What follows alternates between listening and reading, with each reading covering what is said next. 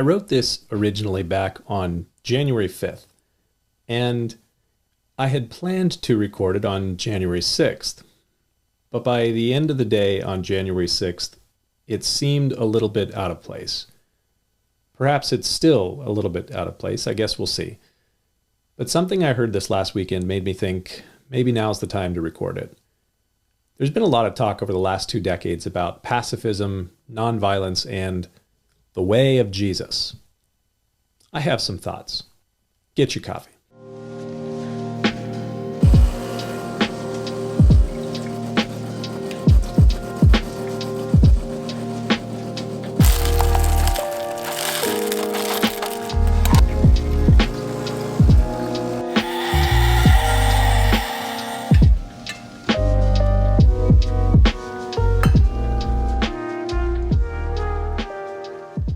For more than 15 years, I was privileged to teach at a local college.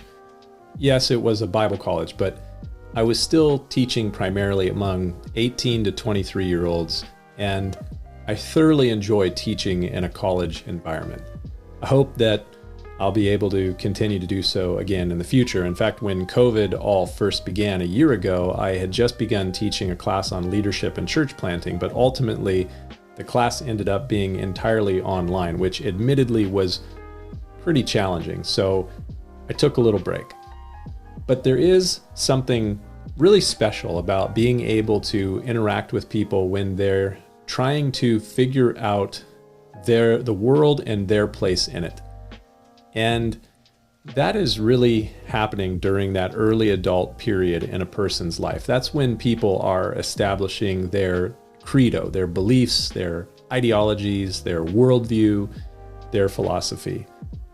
About 10 or 12 years ago, I found that a lot of the students that I would have, and I'm specifically thinking about guys, but a lot of the male students that I would have, they would come into my class with a pacifistic and nonviolent perspective.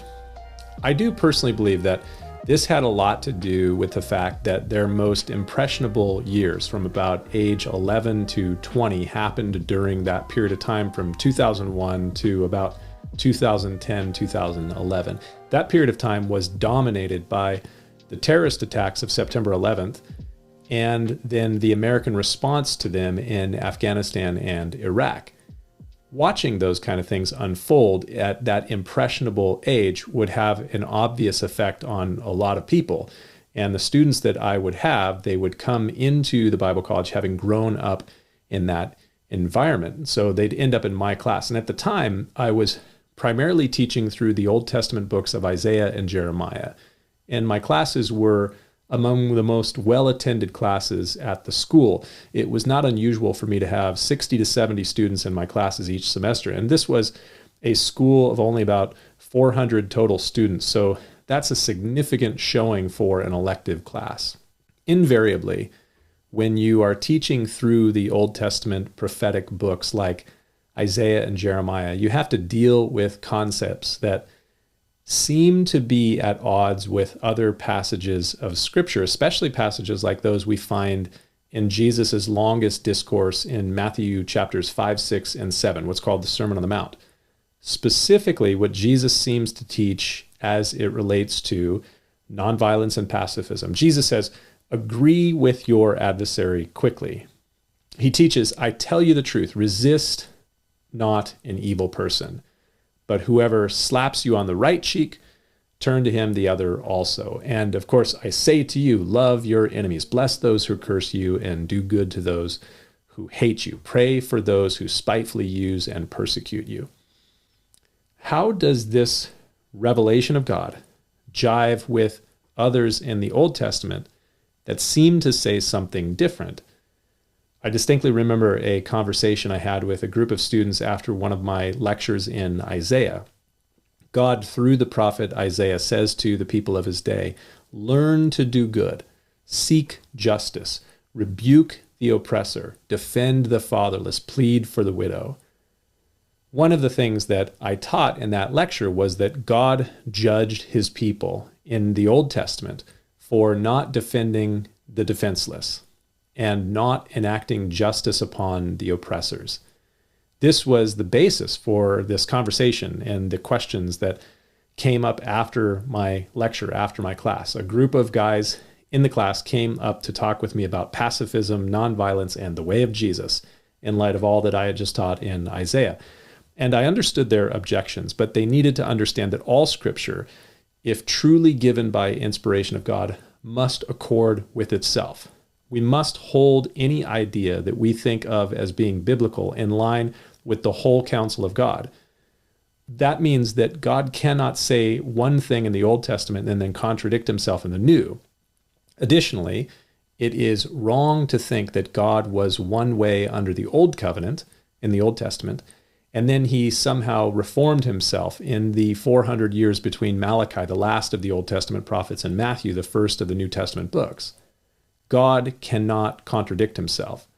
This is one of the important truths we bring to our biblical interpretation. One of the fundamental laws of reason is the law of non-contradiction. And it must be also one of our fundamental rules in biblical interpretation, hermeneutics. So how do we hold these two ideas together? How can God call us to justly defend the cause of the defenseless, the orphan, the widow, the stranger, or the foreigner, while also calling us to resist not evil and to turn the other cheek? There are literally volumes of books written on these topics throughout history, and a number of good books written on these ideas recently. Some of them have some pretty good things in them. I've read through them. Others seem to have a bias against any sort of offensive justice. And I somewhat understand where this comes from, but I will say this, just as I did 10 or 12 years ago to that group of students that I was talking to. I remember that there were 4 or 6 guys talking with me about this topic, and then there was a group of girls standing a few feet away listening to our conversation. And basically I said to the guys, much to the joy of the girls that were standing a few feet away, do not mistake your cowardice for virtuous pacifism. You may not be a pacifist as much as you are a coward.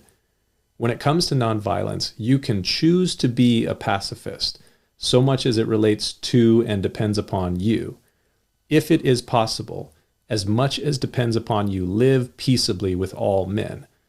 If someone strikes you on the right cheek, you should resist not evil and turn to them the other also. But if someone begins to assault or violate one of these young ladies, and you stand idly by because you're a pacifist, I do not believe God will hold you guiltless. No, we should not be pompous bullies tearing about looking for a fight. But we should also not mistake cowardice for virtuous pacifism. For many years, I trained in martial arts, and anyone that has trained in martial arts, or really, I'd say the vast majority of those that I trained with in martial arts, were never the type to look for a fight. But they sure knew how to engage a bully if they needed to. I remember an afternoon I was driving through the middle of the town that I live in, and I saw 2 guys in their late teens or early 20s start pounding on a guy about their same age, right on the side of the road. And the guy was quickly getting pummeled, and he did not have a chance. I remember exactly where I was when this happened, the road where I was, the time of day, the whole thing. And I instantly pulled over right next to this fight, and I jumped out of my car to help the guy that was getting destroyed. And the 2 guys that were beating on him, as soon as they saw me coming toward them, they took off running really, really quick. The guy that they had been beaten on, he wasn't terribly injured. He was beat up pretty good, but not so much that he couldn't stand up on his own. I didn't know any of these guys. They were all strangers to me. I didn't have to throw a punch, but I certainly wasn't going to drive by and let the guy get beat up, because true pacifists don't allow defenseless people to be beat up by bullies. Why does there appear to be a difference between the teaching of Jesus, the early church, and those termed the church fathers as it relates to ideas surrounding pacifism, nonviolence, and later the ideas of what is called just war theory? I suggest to you that there is more to it than initially meets the eye.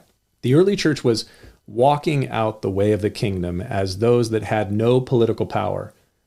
In such a case, it is necessary to resist not evil and to bless those who curse you. But the calculus looks entirely different when post-Constantine, the church has political power. And then they need to learn how to wield political power righteously. And thus you have the doctrine of just war theory. The way of Jesus encompasses much more than pacifism and nonviolence. It also directs us in how we ought to use power correctly when we have it.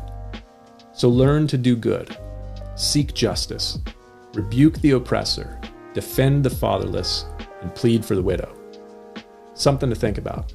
We'll see you next time.